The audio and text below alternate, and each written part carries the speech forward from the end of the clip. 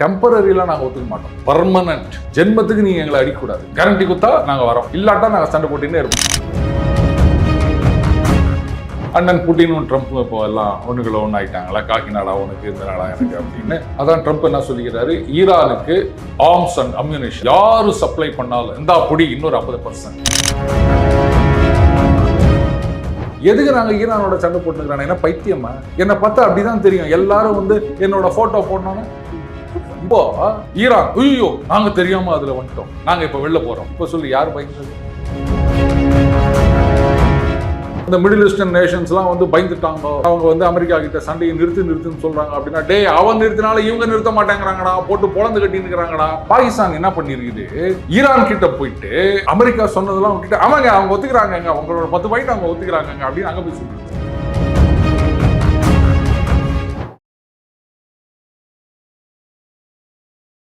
இளையபாரத நேயர்களுக்கு வணக்கம். இன்னைக்கு நம்ம நேர்கள் நம்ம சிறப்பு விருந்தினர் ஜியோ பொலிட்டிக்கல் சக்கரவர்த்தி நம்ம ரஷ்யன் ஏஜென்ட் AK நாட்டான் சார் நம்ம அடைஞ்சிருக்காரு. சார் வணக்கம் சார். வணக்கம் விக்ரம் சார். என்ன சார் போர் நின்றும் எல்லா பிரச்சனையெல்லாம் சால்வ் ஆயிரும் அப்படின்னு பார்த்தா திடீர்னு குண்டு மலையை பொழிகிறாங்க, திடீர்னு ஸ்ட்ரைட்டா ஹார்மோஸ் மறுபடி க்ளோஸ் பண்ணுவான்றாங்க.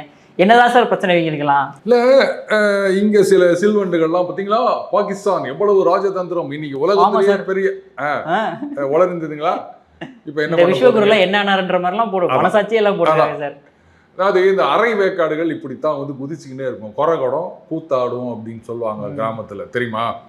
அதாவது பாகிஸ்தான் இவர் வந்து ஒரு வேண்டுகோள் வச்சாராம். உடனே ட்ரம்ப் வந்து பார்த்துட்டு, ஐயோ பாகிஸ்தான் அதிபர் என்கிட்ட ஒரு ரெக்வஸ்ட் வச்சாரு, அதனால சரி ஓகே நீங்க கேட்குறீங்க அதனால நான் செய்கிறேன், அவனை வந்து சண்டையை நிறுத்த சொல்லி நானும் நிறுத்துறேன், ஒரு 2 வாரத்துக்கு நாங்கள் வெயிட்டீஸ் அப்படி சொல்லுவோம் அப்படின்னு ட்ரம்ப்பே வந்து போஸ்ட் போட்டாரு. பார்த்தீங்களா பாகிஸ்தானி பிரைம் மினிஸ்டருடைய வேல்யூ என்ன அப்படின்னு.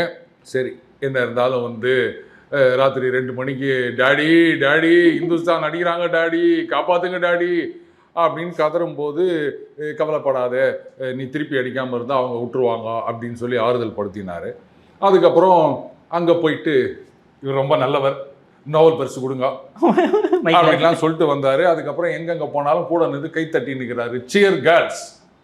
இங்கே IPL ஆடுறாங்கல்ல, ஸோ அந்த மாதிரி ஆடுறவங்களுக்கு வந்து ஏதாவது ஒரு பிஸ்கட் போடணும்ல. ஆசிம் முனிரை மட்டும் வீட்டில் விட்டு சோறு போட்டார், சரி ஒன்றும் போடல. அதனால சரி போ நீ கூப்பிட்டா மாதிரி வச்சுக்கோ அப்படின்னு சொல்லிட்டு அங்கே அமெரிக்காலேருந்து இந்த பாரு இதுதான் நீ ட்வீட் போடணும் அப்படின்னு சொல்லிட்டு டிராஃப்ட் ட்வீட் ஆஃப் PM அப்படின்னு போட்டு அனுப்புகிறாங்க. இந்த விளக்கு நீங்கள் ஐயா சொல்லிட்டாரு, துறையே சொல்லிட்டாரு போடுங்களா அப்படின்னு உடனே அவன் அப்படியே போட்டான். சரி இது பாருங்க, நேற்றுக்கே நம்ம சேனலில் பேசியிருந்தேன், இவங்களுடைய 10 கண்டிஷன் அவங்களுடைய 15 கண்டிஷன் ரெண்டுமே ஒன்று மீட்டிங் பாயிண்ட்றது ஒன்றுமே கிடையாது, ரெண்டுமே மியூச்சுவலி எக்ஸ்க்ளூசிவ். அதனால இது ஒத்தே வராது, இது எப்படிங்க சீஸ்ஃபயர் நிற்கும் அப்படின்னு சொல்லியிருந்தோம். இப்போதான் புரியுது என்ன நடந்திருக்குது அப்படின்னு. இப்போ கிராமத்தில் கூட இல்லை, அந்த காலத்தில் நகரத்துலலாம் கூட கல்யாண தரகர்கள்னு இருப்பாங்க, அப்படியே கையில் ஒரு சின்ன பை வச்சுருப்பாங்க. அப்போல்லாம் மஞ்சள் பை, அதில் நிறைய ஜாதகங்கள்லாம் இருக்கும், பொண்ணு ஜாதகம் பையன் ஜாதகம் அப்படின்னு. பட் அவங்களுக்கெல்லாம் பார்த்தீங்கன்னா 2 ஃபேமிலியை பற்றி நல்லா தெரியும், அதனால வந்து செட் ஆகுமா ஆவாதா என்ன ஏது அப்படின்ட்டு இவங்களே கொஞ்சம் அது சொந்தக்காரங்க மாதிரி கூட குறைய பேசி முடிச்சு கல்யாணத்தை பண்ணி வச்சுருவாங்க. அப்போல்லாம் அந்த 90s கிட்ஸ் இல்லை. இப்போ தரகர் இருந்திருந்தாங்கன்னா அந்த 90s கிட்ஸ் மாதிரி ஒன்று மாதிரிலாம் கவலைப்பட்டிருக்க வேண்டாம், நீ ஏதோ எஸ்கேப் ஆகிட்டேன். அதில் ஒரு சில தரகர்கள் பேட் ஆப்பிள் சிலதுன்னு வச்சுக்கோங்களேன், அவங்க என்ன பண்ணுவாங்க, பொண்ணு வீட்டில் போயிட்டு புள்ள வீட்டை பற்றி நிறைய ஹைப்பு சொல்லிடுவாங்க. அதே மாதிரி புள்ள வீட்டில் போயிட்டு பொண்ணு வீட்டை பற்றி நிறைய ஹைப் ஏற்றி விட்டுருவாங்க. கடைசியில் அங்கே கல்யாண சத்திரத்தில் வந்து முட்டிக்கும் ரெண்டும்.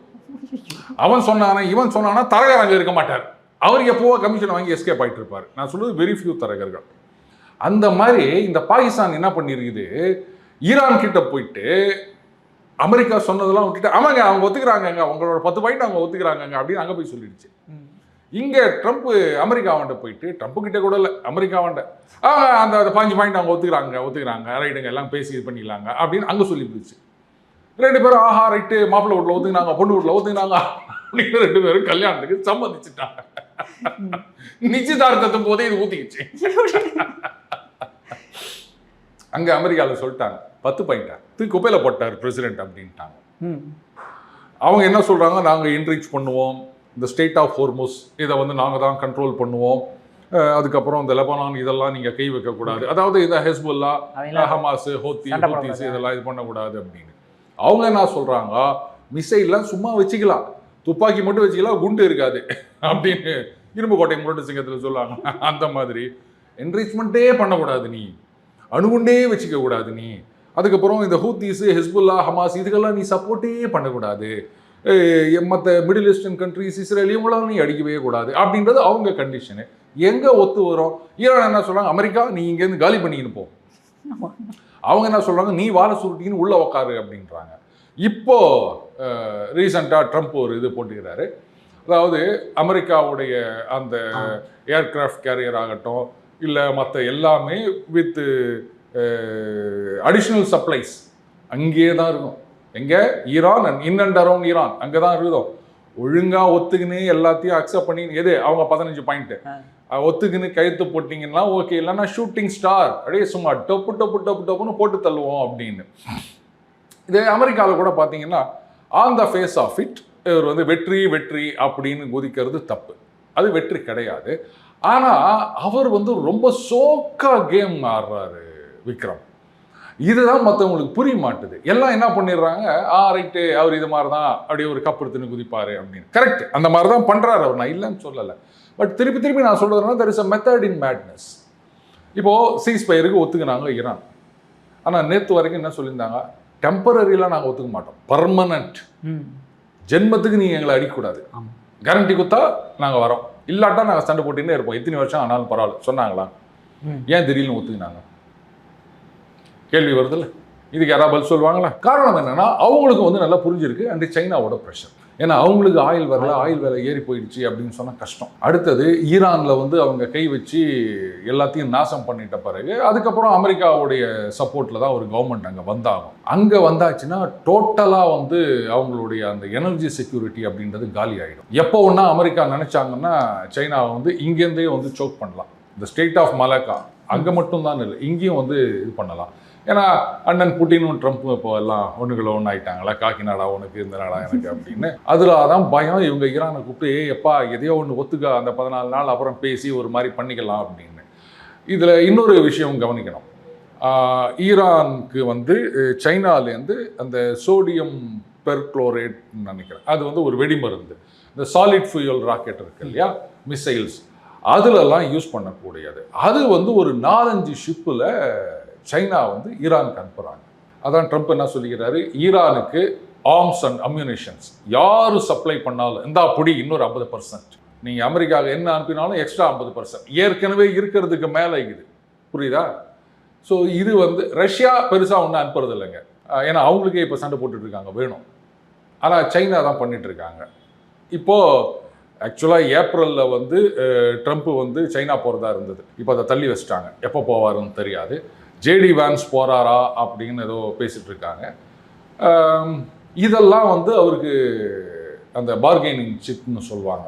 நான் நினச்சின்னுக்கிறேன், நாங்கள் சண்டை போட்டுக்கிறேன், நீ பாட்டு ஆர்ம்ஸ் அடிச்சிட்டு இருப்பியா, எல்லாத்தையும் ஒட்டை நறுக்கிடும் ஜாகிரதை. அங்கே நான் எல்லாத்தையும் ஒட்டை நறுக்கி அவங்கள உட்கார வச்சேன்னு சொன்னால் உனக்கு ஒன்றும் வராது. எதுக்கு நாங்கள் ஈரானோட சண்டை போட்டுக்கிறேன், என்ன பைத்தியமா? என்னை பார்த்தா அப்படி தான் தெரியும், எல்லாரும் வந்து என்னோட ஃபோட்டோ போடணுன்னு இப்படின்னு நான் இருக்க ஃபோட்டோவை தான் போட்டு நக்கல் பண்ணிட்டு இருக்காங்க. ட்ரோல் பண்ணுறவங்க பண்ணிட்டு போட்டேன், டே இங்கே கல்லா ரொம்பது இல்லை, அதான் எனக்கு முக்கியம்.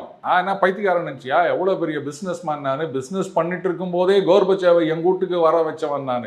அவர் கடைசி நிமிடத்தில் வரல, எக்ஸ்பார்க்கில் போயிட்டாரு. அப்படி இருக்கும்போது நான் ஒரு பிரசிடென்ட் ஆகிட்டா, அதுவும் 2வது தடவை ஆகிக்கிறேன், நான் சும்மா விட்டுருவேன் நான் உடனே அப்படின்னு மிரட்டுறது தான் இது. இப்போ பார்த்தீங்கன்னா இஸ்ரேல் சொல்லிட்டாங்க, இது பாரு ஈரான் உனக்கும் அமெரிக்காவுக்கும் சண்டை, சரி நானும் ஒன்னாலும் ஒத்துக்கிறேன், லெபனான்லாம் இதில் சேர்க்க முடியாது அப்படின்னு. இவன் ஐயோ லெபனான் லெபனான் இது ஷெபாஸ் ஷெரீஃப் அவர் ஒரு ட்வீட் போட்டுக்கிறாரு, இல்லைங்க அதில் லெபனான் தான் இருக்கு. ஏய் அப்படியோ உக்காரு, உன்னை யார் கேட்டா? லெட்டர் கொடுத்தா கொண்டு போய் கொடுத்துட்டு டிங் டாங் கொரியர் அப்படின்னு 10 ரூபா வாங்கின்னு வர வேண்டிய ஒன்று, நீ இதெல்லாம் பேசாத, லெபனானுக்கு இதுக்கு சம்பந்தமே கிடையாது அப்படின்னு சொல்லிட்டு இது வரைக்கும் இல்லாத அளவு பெரிய அளவு தாக்குதல், 100 டார்கெட்டை போட்டு அடிச்சு நொறுக்கி இருக்காங்க. கிட்டத்தட்ட 250 பேர் ஹெஸ்புல்லா ஆளுங்க ஒரே நாளில் போட்டு தள்ளியிருக்காங்க. இவங்க உடனே நாங்கள் ஸ்டேட் ஆஃப் ஹார்மஸை மூடிடுவோம். உடனே ட்ரம்ப், ஏய் விளையாட்டுக்கு வரேன்னு வந்தல, கண்டிஷன்லாம் ஒத்துக்கிறேன்னு இல்லை, இப்போ நான் ஓடி போகிறேன்ற உடந்து கட்டிடுவோம் ஜாகிரதை. See world wide Trump surrender ஆயிட்டார், ட்ரம்ப் பயந்துட்டார், பார்த்தீங்களா நாங்கள் சொன்னோம்ல அதே மாதிரியே ஒரு சீஸ்ஃபயருக்கு வந்துட்டார் பாருங்க அப்படின்னு சொல்லியிருந்தாங்க. இப்போ ஈரான் ஐயோ நாங்கள் தெரியாமல் அதில் வந்துட்டோம், நாங்கள் இப்போ வெளில போகிறோம். இப்போ சொல்லி யார் பயந்தது?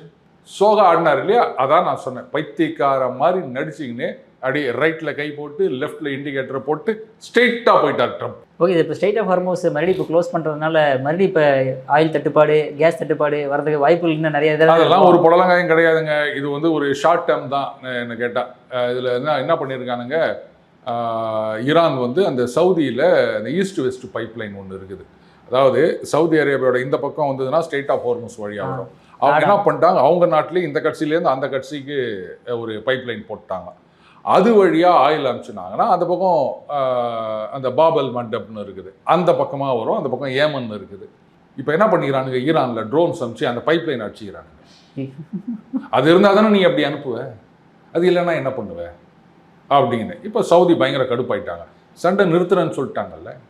அப்புறம் என்ன நீ இது மாதிரி பண்ணினுக்கிற, இவனை விடக்கூடாதுடா, ஒட்டு மொத்தமாக போட்டு தள்ளணும் அப்படின்னா ட்ரம்ப் கிட்ட சொல்லியிருக்காங்க. ட்ரம்ப் வந்து வெயிட் பண்ண 2 நாள் டைம் கொடுப்போம், எங்கே போயிட போகிறானுங்க அவனுங்க பார்த்துக்கலாம் அப்படின்னு. இல்லை வந்து சைனாலேருந்து அதெல்லாம் வருது அப்படின்னா என்னப்பா, அங்கேருந்து வரணும் இல்லை, ஈரான் வரைக்கும் வரணும். நாங்கள் தான் எங்கே ஒன்றா இருக்கோமே, நாங்கள் இங்கேருந்துனே கூட ஒரு மிசைல் அனுப்பி அந்த ஷிப்பை காலி பண்ணுவோம். ஏன் கவலைப்படுறீங்க? சாதாரணமாக ஒரு ஷிப்பை அடித்தாலே பயங்கரமாக எரியும், அதில் வெடிமருந்துன்னா எப்படி எரியும்? தீபாவளி முன்னாடியே வந்துச்சுன்னு அர்த்தம், அவ்வளோதான், கவலைப்படாத அப்படின்னு. அண்டு யூஏஇ வந்து இப்போ என்ன பண்ணிக்கிறாங்க, அந்த லாவான் ரிஃபைனரி ஈரானில் இருக்குது, அதை அவங்க ஏர்ஃபோர்ஸை வச்சு அடிச்சிருக்காங்களாம். அமெரிக்கா சொல்லிட்டாங்க நாங்களும் பண்ணல, இஸ்ரேலும் பண்ணல அப்படின்ட்டாங்க. கடைசியில் பார்த்தா யூஏஇ தான் போட்டு தள்ளிக்கிறாங்க அப்படின்னு. என்ன கிடையாது, என்னவோ சொன்னாங்க, அந்த மிடில் ஈஸ்டர்ன் நேஷன்ஸ்லாம் வந்து பயந்துட்டாங்க, அவங்க வந்து அமெரிக்கா கிட்ட சண்டையை நிறுத்துன்னு சொல்கிறாங்க அப்படின்னா, அவன் நிறுத்தினால இவங்க நிறுத்த மாட்டேங்கிறாங்கடா, போட்டு பொழந்து கட்டின்னுக்கிறாங்கடா அப்படின்னு. ஸோ இது இவனுக்கு ரொம்ப மறந்து போச்சிங்கன்னா நாங்கள் மூடுவோம் அப்படின்னு சொன்னாங்கன்னா, இதுக்காகத்தானே நான் காத்து நின்றேன், giving you a long rope. இது புரியாமல் நீ ஆடினுக்கிற. முதல்ல சீஸ்ஃபயருக்கு, அதாவது ஒத்துக்க மாட்டேன்னு சொல்லிட்டு நீ ஒத்துக்கிறேன்னு சொன்ன உடனேயே உங்கள் ஜனங்க யோசிச்சிருப்பாங்க. இப்போ இல்லை நான் வெளில போகிறேன், மறுபடியும் நான் இதை மூடுறேன் அப்படின்னு சொன்னால் உங்கள் ஜனங்க உன்னை காரியத்து போகிறாங்க. இதுக்குத்தானே நான் கேம் ஆடினேன், சோகா வந்து என் ட்ராப்பில் மாட்டினல்ல, இப்போ போட்டு பொழகிறேன் பாரு அப்படின்னு. இதுக்கப்புறம் அமெரிக்கா போட்டு பொழந்தாங்கன்னா யாரும் எதுவும் கேட்க முடியாது. பாருங்க, நாங்கள் வந்து போர் நிறுத்தத்துக்கு ஒத்துக்கணும், இதை ஸ்டேட் ஆஃப் ஹார்மஸை வந்து திறந்து கொண்டான்னு சொன்னேன். நீ என்ன ஒவ்வொரு கப்பலுக்கும் 2 மில்லியன் வாங்கிக்கிறீங்க, எவன் அப்போ விட்டு சொத்தது? நம்ம அன்னைக்கே சொன்னோம், ஞாபகம் இருக்கா, இவனுங்க கப்பம் கட்ட சொல்லுவானுங்க அப்படின்னு. அது மட்டும் இல்லை, இதை ட்ரம்ப் வந்து நானும் சேர்ந்து ஆளுக்கு பாதி பிரிச்சுக்கலான்னு, இப்போ அதுதான் நடந்துருக்குது. ஸோ இவங்க மூடினாங்க மறுபடியும் அப்படின்னு சொன்னால் அதுக்கப்புறம் மூடுறதுக்கு கை இருக்காது விக்ரம். பட் நீங்கள் சொல்லும்போது அந்த மாதிரி $2 மில்லியன் அப்படி வாங்கும்போது ஓமனுக்கு நாங்கள் ஷேர் பண்ணிக்குவோன்றது, ஓமனுக்கு எதனால சார் ஈரான் அந்த அளவுக்கு ஹெல்ப் பண்ணுறாங்க? அதாவது ஓமன் தான் வந்து ரொம்ப நாளாக இந்த அமைதி பேச்சுவார்த்தை அது இதெல்லாம் வந்து அவங்க ஹெல்ப் பண்ணிட்டு இருக்காங்க. அண்டு ரெண்டுமே அந்த ஸ்டேட் ஆஃப் ஹார்மஸ் பார்டரில் தான் இருக்குது ஓமன் அண்டு இது ரெண்டுமே. இப்போது இதில் முக்கியமான விஷயம் என்னென்னா, நடுவில் அது ஒரு ட்ரை பண்ணி பார்த்தாங்க. சரி, ஸ்டேட் ஆஃப் ஹார்மஸ் அப்படின்றது வந்து அந்த ஒரு 21 மைல் அப்படின்னா கூட 2 மைல் போகிறதுக்கு வரத்துக்கு 2 லேன், நடுவில் கேப் 2 மைல் அப்படி தான் இருந்தது. இப்போது ஓமன் என்ன ட்ரை பண்ணாங்கன்னா, நீங்கள் என்ன பண்ணுங்கள், எங்கள் கண்ட்ரி பார்டர்லேயே வந்துடுங்க ஷிப்பெல்லாம், அவங்களுடைய டெரிட்டோரியல் வாட்டர்ஸில் வந்துடும், அப்போ யாரும் கை வைக்க முடியாது, அப்படியே ஓரமாக அப்படியே கோடு பிடிச்ச மாதிரி வந்துருங்க அப்படின்னு சொல்லிட்டு அப்படி ஒரு 4-5 கப்பல் வந்தது. ஆக்சுவலாக இப்போ ஈரான் என்ன பண்ணுறாங்க, அந்த ஸ்டேட் ஆஃப் ஹார்மஸ் அப்படின்னு சொன்னாலும் நீங்கள் எங்கள் பார்டர் வழியாக வாங்க, அங்கே டீப்பில் போகாதீங்க, நாங்கள் வந்து என்னப்பா ஒரு டோல் கட்டிட்டாரா, அந்த ஃபாஸ்டாக் இருக்குதா அப்படின்னு பார்த்து நாங்கள் அனுப்புகிறோம் அப்படின்னு. பாருங்கள், அவங்க சொல்லியிருக்காங்க டெக்னிக்கல் ஃபீஸிபிலிட்டி இதெல்லாம் பார்த்து நாங்கள் திறந்து விடுவோம். என்ன டெக்னிக்கல் ஃபீஸிபிலிட்டி? இத்தனை வருஷமாக வந்து டெக்னிக்கல் ஃபீஸிபிலிட்டி பார்த்து தான் வந்து கப்பல்லாம் வந்துட்டு இருந்ததா? திமிரு தான் அப்படி ஆடு குனியுது அப்படின்னு சொன்னால் சலாம் போடுதுன்னு நினைக்கக்கூடாது விக்ரம். அப்படியே ஒன்று தூக்கி கடாச போகுதுன்றதை புரிஞ்சுக்கணும். நீ என்ன புலியா அப்படின்னு அந்த படத்தில் அவர் விமல் கேட்பாரு, அந்த மாதிரி கேட்டிங்கன்னா அவ்வளோதான், நீங்கள் தான் போய் விழ வேண்டியதான்.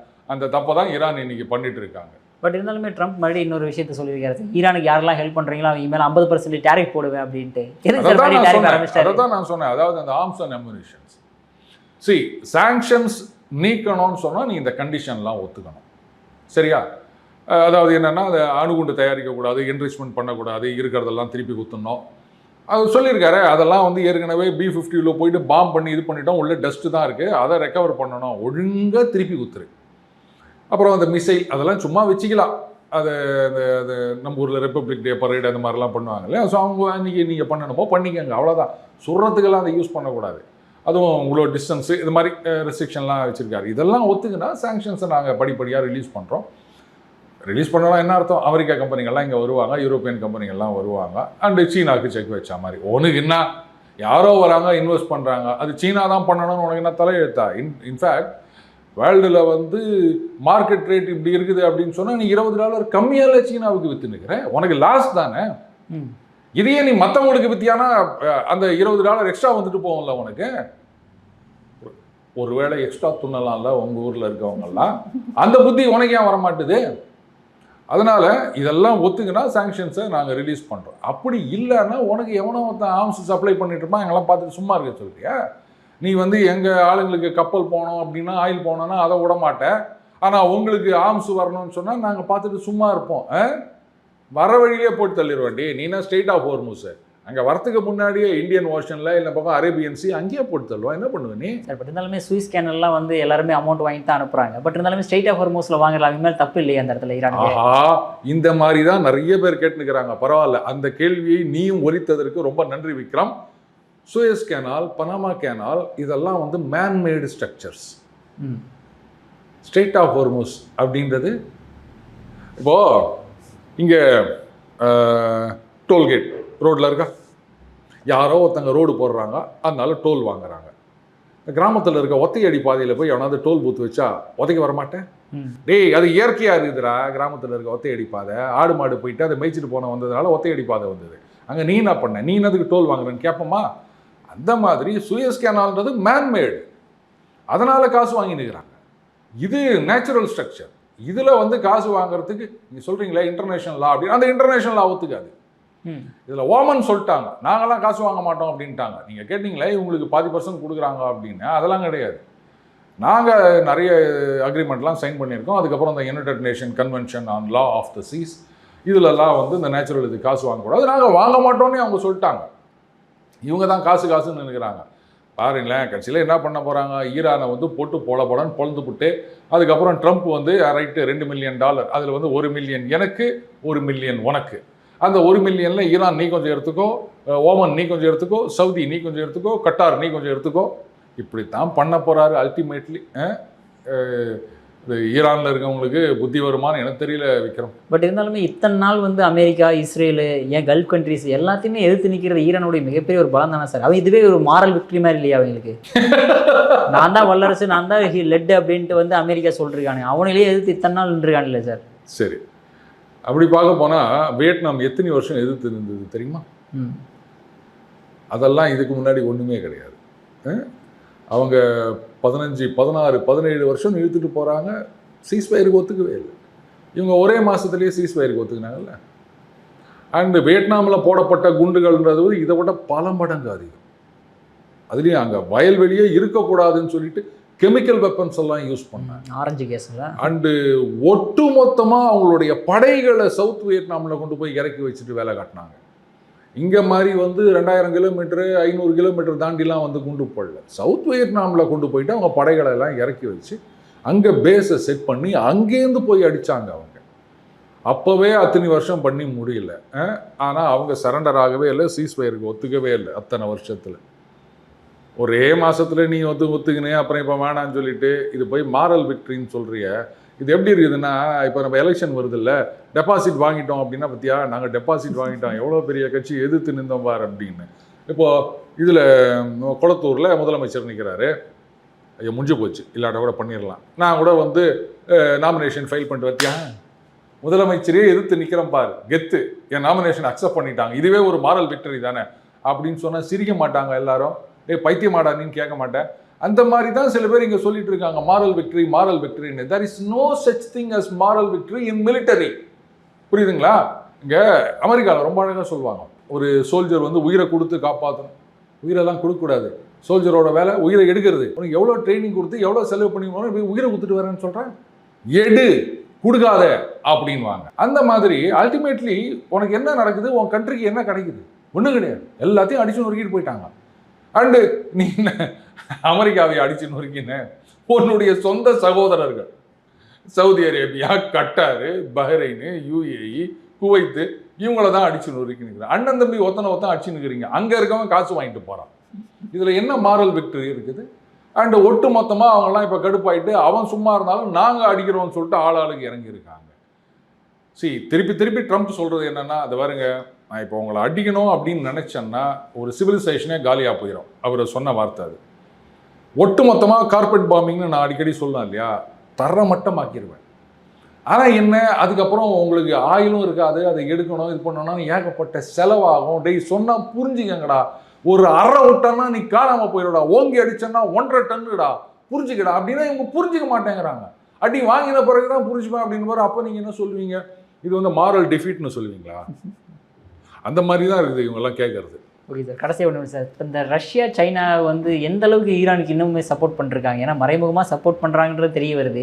ஏன்னா F-15 அடிக்கிற அளவுக்கு ஈரானுக்கு அந்த அளவுக்கு என்ன ஏர்ஃபோர்ஸ், ஏர் மிசைல்ஸ் வச்சுருக்காங்க அவங்க. விக்ரம், ஒரு விஷயம் நல்லா புரிஞ்சுக்கணும். ஈவன் அந்த F-35 ஸ்டெல்த் அப்படின்னு இருக்கு இல்லையா, செக்கோஸ்லோவாக்கியாலையா இல்லை யூகோஸ்லோவியான்னு சரியா ஞாபகம் இல்லை, 90s இந்த மாதிரி அமெரிக்காவுடைய அப்போ இருந்த ஒரு லேட்டஸ்ட் ஹைடெக் கிராஃப்ட், அதை ரஷ்யாவுடைய அந்த சோவியத் ரஷ்யா பீரியடு அந்த காலத்து ஒரு ப்ரொடக்ஷனை வச்சு அடிச்சு நவுத்திட்டாங்க. அமெரிக்கா அலண்டு போயிட்டாங்க, எப்படா இது நடந்தது அப்படின்னு. அது என்னன்னா, ஒரு சின்ன விண்டோ இருக்கு, அந்த விண்டோவில் அது டிடெக்ட் ஆயிரும், போட்டு தள்ளிட்டாங்க. இது வந்து நீங்கள் அந்த ரேடாரில் தானே பண்ணீங்கன்னா, ஏன்னா முதல்ல அந்த F-35 இதெல்லாம் ரேடார் ஜாமிங்னு வாங்க, கிரவுலர்னு ஒன்று இருக்குது, உங்களுடைய இந்த ரேடார் சிஸ்டத்தெல்லாம் வந்து இது பண்ணிடுவாங்க. அதுக்கப்புறம் F-35 இந்த மாதிரி நிறைய டெக்னிக் அவங்க யூஸ் பண்ணுறாங்க. அண்ட் ரேடாரில் நீங்கள் வந்து அவங்கள டிடெக்ட் பண்ண சிக்னல் அனுப்புறீங்கன்னா அப்போ உங்ககிட்ட ரேடார் இருக்குது, எங்கே இருக்குதுன்னு தெரியும், அதையும் போட்டு தள்ளிடுவாங்க. பட் இது வந்து அந்த பாசிவ் டிடெக்ஷன் அப்படின்னு சொல்லுவாங்க, அதாவது அந்த இன்ஃப்ராரெட் சர்ச் அண்டு ட்ராக்கிங் அப்படின்னு சொல்லிட்டு. ஏன்னா நம்ம புல்லட்லேயே வந்தீங்கன்னா இன்ஃப்ராரெட் வச்சு பார்த்தீங்கன்னா அப்படியே செக்கச்செவையில் இருக்கும். கருப்பு புல்லட் எத்தனை நைட்டில் போனால் கூட இந்த இன்ஃப்ராரெட் கண்ணாடி போட்டிங்கன்னா அந்த இன்ஜின் கீழே அப்படியே குதிக்கும், புரியுதுங்களா? ஹீட் சிக்னேச்சர்னு சொல்லுவாங்க. அதே மாதிரி நம்ம ஹாலிவுட் படத்தில் பார்த்துருப்போம், ஒரு கண்ணாடி போட்டுப்பாங்க, அப்போ மனுஷன்லாம் பச்சை கலரில் தெரியும் பாருங்க, அதுதான் அந்த பச்சை கலர், சிவப்பு கலர், அதுதான் ஹீட் சிக்னேச்சர் அப்படின்னு சொல்கிறது. ஸோ அதை வந்து நீங்கள் டிடெக்ட் பண்ணலாம். அந்த மாதிரி ஒரு இது பண்ணியிருக்காங்க. இது ஒன்றும் பெரிய விஷயம் கிடையாதுங்க, ஏதோ ஒன்று பண்ணிட்டாங்க அப்படின்றதுனால ஏங்க எத்தனை கிராஃப்ட் அவங்க அமுச்சுன்னுக்கிறாங்க. இப்போது யூஎஸ் வந்து அவங்களுடைய அந்த டவுன்டு கிராஃப்ட் சொல்கிறீங்க இல்லையா, அதில் வந்து அந்த பைலட்டு, அதுக்கப்புறம் வந்து அந்த வெப்பன்ஸ் ஆஃபீஸர், அந்த 2வது பேரை எடுக்கிறதுக்கு எவ்வளோ அவங்க பண்ணியிருக்காங்க தெரியுமா? இதே ஈரான்லேயே they have set up a base, தெரியுமா? சதர்ன் ஈரானில் அங்கே வந்து இறங்குறதுக்கெல்லாம் ஏற்பாடு பண்ணி, ஏன்னா இவங்க ஹெலிகாப்டர்லேருந்து தூக்கிட்டு வருவாங்க, அந்த டிரான்ஸ்போர்ட் கிராஃப்டில் அதை எடுத்துகிட்டு போனோம் அப்படின்னு சொல்லிட்டு அந்த 2 கிராஃப்ட்டு மண்ணில் மாட்டிக்கிச்சு, சாஃப்ட் சாண்டில். அதனால் அதை அங்கேயே டெட்டனேட் பண்ணி தாழ்ச்சிட்டு 3வது இமீடியட்டாக இன்னொன்று வந்து அதில் தூக்கிட்டு போயிருக்காங்க. உன் வீட்டுக்குள்ளேயே வந்து எல்லாத்தையும் பண்ணிட்டு போயிருக்காங்க. உன் வீட்டு காவலாளி என்ன பண்ணா அப்படின்னு யாராவது கேட்குறாங்களா? இவங்களுக்கு என்னென்னா பார்த்தீங்களா, ஈரான் அப்படி இப்படி, சரிடா அப்படி சொன்னால் உனக்கு என்னடா வருது? What is a fact? Iran ஜெயிக்குது, அமெரிக்கா அடி வாங்குது அப்படின்னு சொன்னால் அதை நீ சொல்லிட்டு போ, அதை பற்றி எனக்கு கவலை இல்லை. கிரவுண்டில் என்ன நடக்குது அதை தானே நாம் பார்க்கணும். உனக்கு வந்து இந்த டீம் பிடிச்சிருக்குது அப்படின்றதுக்காக அவங்க அடி வாங்கி நிற்கிறாங்க, விக்கெட்டு மேலே விக்கெட்டாக போய் நிற்குது. இந்த ஆஸ்கிங் ரேட் வந்து 18 per over. அப்போ வந்து இதுதான் ஜெயிக்குது அப்படின்னு சொல்லி, ஏன்னா உன பைத்தியம்னு சொல்லாமல் நான் வேறு என்ன சொல்கிறது? ஸோ அவங்க அடித்தது அப்படின்றத என்னங்க ஒன்று அடிச்சிட்டாங்க, அவங்க எத்தனை போட்டு தள்ளினுக்கிறாங்க. இப்போ மறுபடியும் கர்க் ஐலாண்டை 2வது ரவுண்டு ஒன்று போட்டு அடித்தாங்க. இப்போ இவங்க ஒத்து வரல, ஊய் நாங்கள் மூட போகிறோம் அப்படின்னு சொன்னாங்கன்னா ஒட்டு மொத்தமாக இழுத்து மூட போகிறாங்க. நீங்கள் பார்த்து தானே இருக்க போகிறீங்க. அப்பவும் வந்து சொல்லுவாங்க ஈரான் ஜெயிச்சிச்சின்னு சொல்லி போங்க, என்ன பண்ணுறது? ஓகே சார், பாப்பா சார் என்ன இந்த சீஸ்பேர் என்னென்ன பிரச்சனைகள் வரப்போகுது அப்படின்ட்டு உங்கள் பொண்ணான நேரத்தை லேபானில் ஒதுக்குனதுக்கு மிக்க நன்றி சார். நன்றி விக்ரம்.